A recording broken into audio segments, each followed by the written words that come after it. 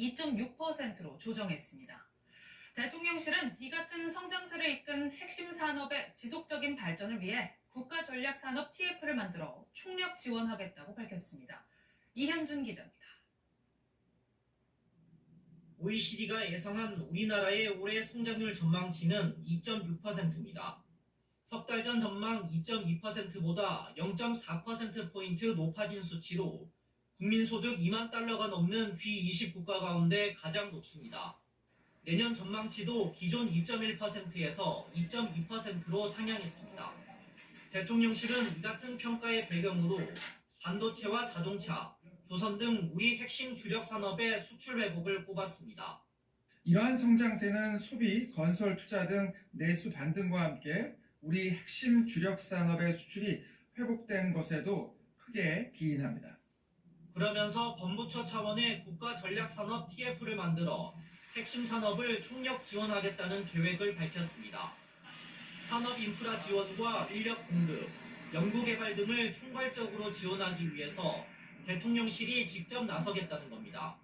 국가 전략산업 대응이 정부 내 또는 정부와 지자체 간 칸막이로 인해 제대로 이루어지지 않는다면 핵심 산업의 국가 총력전에서 결코 승리하기 어려울 것입니다. 이와 함께 대통령실은 물가 문제도 범부처 민생물가 TF로 대응하겠다고 했습니다. 물가 문제 역시 가격 변동성이 큰 품목을 중심으로 부처 간 유기적인 대응이 필요하다는 취지입니다.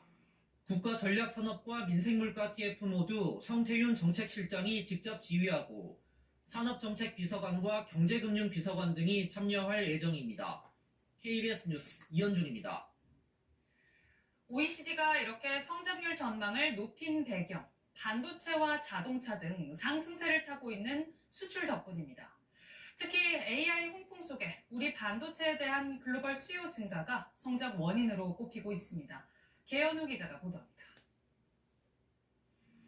지난해 기나긴 부진을 뚫고 6개월째 수출 증가세를 이어가고 있는 반도체. 증가율도 예상을 뛰어넘고 있습니다. 전년보다 20%가량 증가할 것으로 예상됐는데 실제 월별 증가율을 봤더니 30%대에서 크게는 60%대까지 치솟았습니다. 올해 넉 달 동안 누적 수출액만 409억 달러. 이 추세라면 상반기 예측치를 넘어 600억 달러까지 기록할 것으로 전망됩니다. 감산에 따른 메모리 반도체 가격 회복세가 이어지고 있는 가운데 지난해 발목을 잡았던 낸드 플래시 가격도 부진을 털어내고 있습니다. 특히 AI 반도체에 꼭 필요한 고대역폭 메모리, HBM도 반도체 수출 증가를 이끌고 있습니다. 지난해 말 예측할 때랑 비교해서 연초에 생산형 AI 반도체 주목도가 올라가고 수요도 더더욱 늘어났습니다.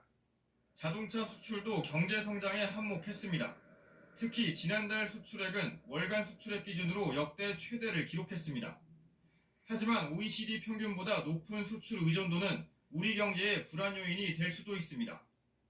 수출이 성장을 견인하는 구조인데요. 수출이 좋아지면 한국 경제의 성장 속도가 빠를 수가 있고, 반대로 얘기하면 수출 연기 회복세가 미약하면 낮아질 가능성이 있습니다.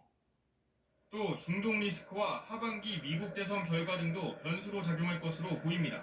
KBS 뉴스 개연우입니다.